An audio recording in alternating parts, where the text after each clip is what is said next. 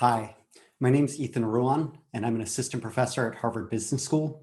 And along with my colleague, George Seraphim, I'm the faculty co-chair of the Impact Weighted Accounts Project.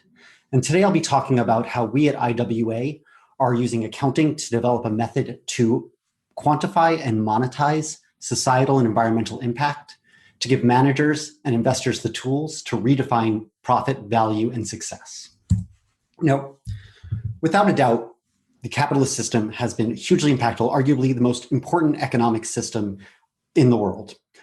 It has helped to bring billions of people out of poverty. Through technological advancements, we've greatly improved the quality of life. But it hasn't been costless. We have environmental degradation and climate change, threats to democracy. We have fraud that takes advantage of millions and millions of people. And our Western diet is starting to cause more harm than it helps. And so at IWA, we think about organizations as falling into four quadrants. In the bottom right, we have organizations that create positive value for non-equity stakeholders, but are not concerned with profits, nonprofit organizations. In the lower left, we have companies that have fallen or are falling into bankruptcy. These are organizations that create no value for stakeholders nor for equity holders.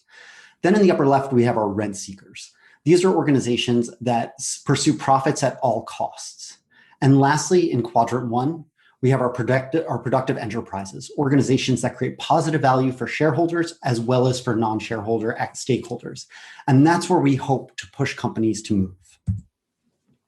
Now, this is without a doubt a tall order, but as Supreme Court Justice Louis Brandeis said, most of the things worth doing in the world had been declared impossible before they were done. And so at IWA, we're starting by thinking about impact along three pillars: environment, employees, and customers. And today I'll talk about how we think about measuring each of these, how we monetize them, and I'll also talk about the data we are making available to researchers to work with us and partner with us to better examine impact in society and the economy. So environmental impact is perhaps the most mature pillar that we're looking at. It's mature both in that the society has been thinking about environmental impact for a long time, and we have fairly mature data. We think about environmental impact as the emissions that companies extract or put out into the world, as well as the resources that they consume. And we attach dollar values to these, relying on market prices for them. And one of the things that initially surprised us is that there's significant variation across companies and industries in the environmental impact that they have. When we look at the food products and retailing, we see companies like Associated British Foods, which has $1.1 billion, or 62% of its income, is associated with negative environmental impact. On the other side, we have companies like Walmart, Costco, and Amazon who have really focused on minimizing their environmental footprint. And we see that their footprint is a much smaller percentage of their income. One of the big whales, of course, is energy and air transport. These are companies that have huge environmental footprints. But again, we see variation. While ExxonMobil, 73% of its income would be wiped out if it were to take into account its environmental impact, that number is only 25% for Shell. In the airline industry, we see three large airlines, Air France, American, and Lufthansa, would have negative profits if they were to take into account their environmental impact. Now, turning to employment, which is our second most established pillar right now, we think of employment impact in terms of two groups. There's the labor community. This is the pool of potential local applicants that firms can hire. And then we think of employees, the company, the people that they actually hire. How do they treat them? And so when we think about, when we do case studies and look at broad employment impact, we see that companies in general have a positive impact on their employees in the labor community. Costco, 186% of its net income, $7 billion. That's how much it creates in terms of employment impact. We see similar numbers for across industries in the knowledge economy as well. But one of the advantages of impact-weighted accounts is that it provides us an opportunity to drill down. By converting impact into dollar values, it makes it comparable within organizations and gives us an understanding of what exactly is driving this impact.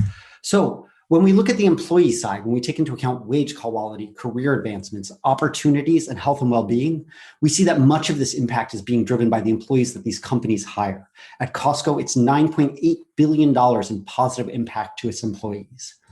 But when we take into account the labor community in which these organizations operate, it's a different story. Here, Costco actually they reduce their employment impact. They have a negative impact of $2.6 billion. So lastly, it's product impact. This is perhaps the biggest challenge just because the data are not fully out there yet. But we have a small data set that we make available, and we think about product impact along 4 dimensions. There's reach, basically the quantity of the product, is it available, and how long does it last? Then we take into account the dimensions of customer usage. Is it available to the customers who need it? Is it of high quality? Do the customers have options and the information they need to make the right choices as consumers? Then there's the environmental use. What emissions and efficiency do these products have? And lastly, the recyclability at the end of life. And an easy way to think about this is to think about a car. Can you go out and buy that car? And when you do, how long will it last? That's the quantity and duration. How often do you have to take it to the mechanic? The quality. What is its miles per gallon? Emissions. Is it affordable? Can the people who need these cars buy them? That's the access. And lastly, what happens to the car when I'm done with it? That's recyclability. So overall, we at IWA are concerned with outcome. We are creating a widely adopted financial accounts that reflect a company's financial, social, and environmental performance in a way that drives investor and managerial decision-making. Along those lines, we create intuitive measurement units. We use dollar value, which translates social and environmental impact into comparable units that managers and investors intuitively understand. These accounts are comparable and aggregated, so we can look at firms across time, we can compare peer firms, and we can also aggregate and disaggregate impact at different levels to understand what's driving a firm's impact. And lastly, it relies on existing assessment tools. We display financial and impact performance alongside each other in the same accounts, allowing for the use of existing finance and business analysis tools to understand impact. In other words, we're not reinventing the wheel, we're making it more efficient and more useful. And so currently we have several partnerships with organizations who are adopting and using impact-weighted accounts in their decision-making. We have large institutional and private equity investors, including BlackRock, Calvert, Two Sigma, and Summa Equity. And they've been using these impact-weighted accounts for investment analysis and post-investment management evaluation. We have a public sector private pilot projects, including a partnership with the Fresno, California Economic Development Commission to create tax rebates based on actual impact measured using our methodology. And the Banking for Impact Working Group is using impact-weighted accounts to create impact reporting rules for banks. And lastly, as I said, we have data that we want to work with academics. We want to share with our academic community. Our environmental impact data set is available to researchers. It covers more than 4,000 unique firms from 2010 to 2019. We have a similar employment data set with about 2,500 US firms from 2008 to 2020, and this will be available by the end of the summer along with a corresponding white paper. And as I said, we have a limited product data set that's available upon request. Any academics who are interested in working with these data, please reach out to me. My email address is erouen@hbs.edu. And I should stress that our goal isn't to provide concrete answers to say that we have the best methodology. These partnerships are more about learning how we can further improve our methodology and improve the data out there to better measure impact. Because as John Maynard Keynes said, it's better to be roughly right than precisely wrong. Our goal is to smooth out that roughly part of that. Thank you so much.